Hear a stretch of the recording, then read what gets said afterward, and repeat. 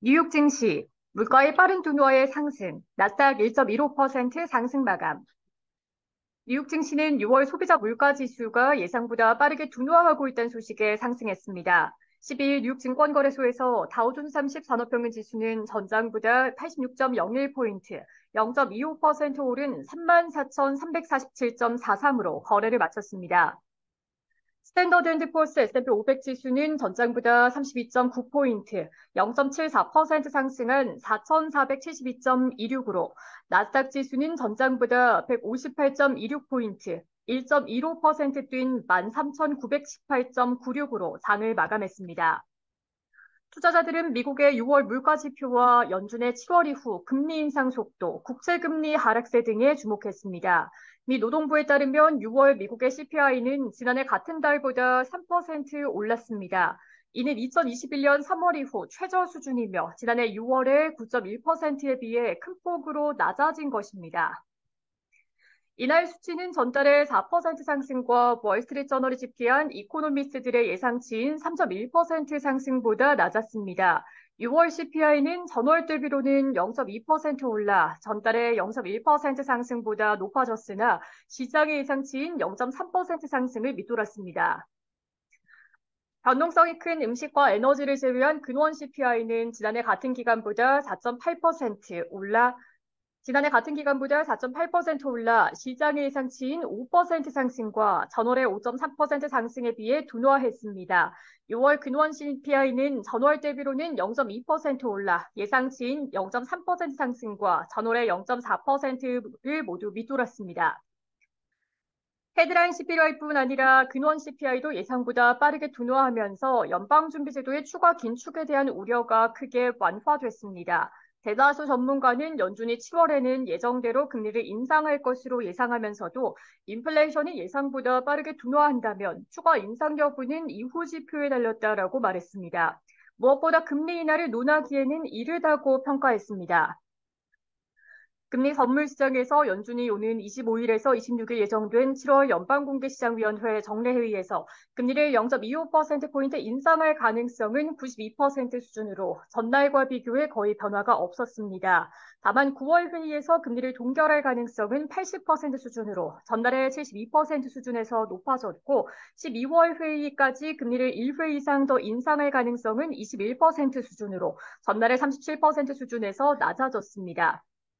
이날 10년물 국채금리는 물가 둔화세가 가속하자 10bp 이상 하락해 3.83%까지 떨어졌습니다.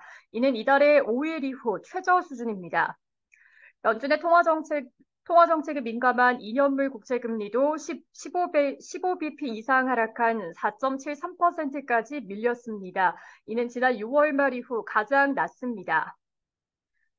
연준은 이날 베이지북에서 미국의 전반적인 경제 활동이 5월 말 이후 약간 증가했다라고 평가했습니다. 또한 물가는 대체로 완만한 속도로 올랐고 몇몇 지역은 인상 속도가 둔화했으며 고용도 완만하게 느렸다고 평가했습니다. S&P 500 지수 내 11개 업종 중에서 헬스와 산업을 제외한 9개 업종이 상승했습니다. 통신과 유틸리티, 자재와 기술 관련주가 상승을 주도했습니다. 온라인 도박업체 드래프트 킹스의 주가는 뱅크 오브 아메리카가 투자 의견을 중립에서 매수로 상향했다는 소식에 5% 이상 올랐습니다. 테슬라의 주가는 시티그룹이 목표가를 215달러에서 278달러로 상향했다는 소식이 나온 가운데 0.8% 올랐습니다.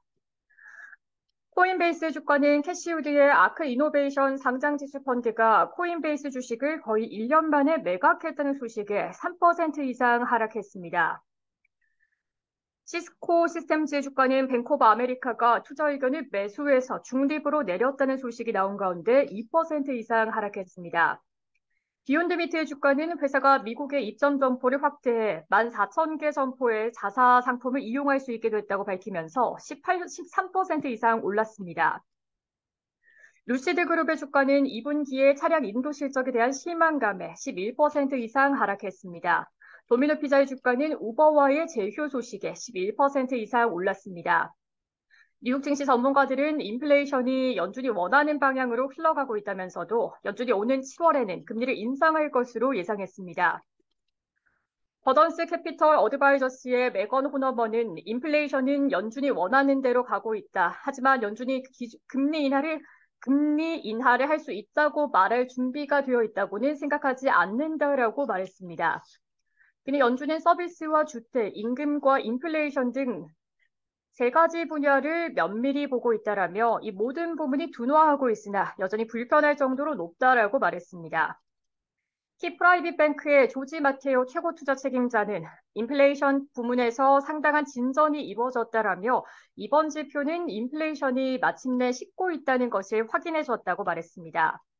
그는 연준이 이 보고서를 원하던 효과, 즉 인플레이션은 하락하지만 성장은 정체되지 않은 효과를 내고 있다는 검증으로 받아들일 것이라면서도 이달의 금리 인상에 대한 마음을 바꾸지는 않을 것 같다라고 말했습니다. 시카고 옵션 거래소 변동성 지수는 전장보다 1.3포인트, 8.76% 하락한 13.54를 기록했습니다.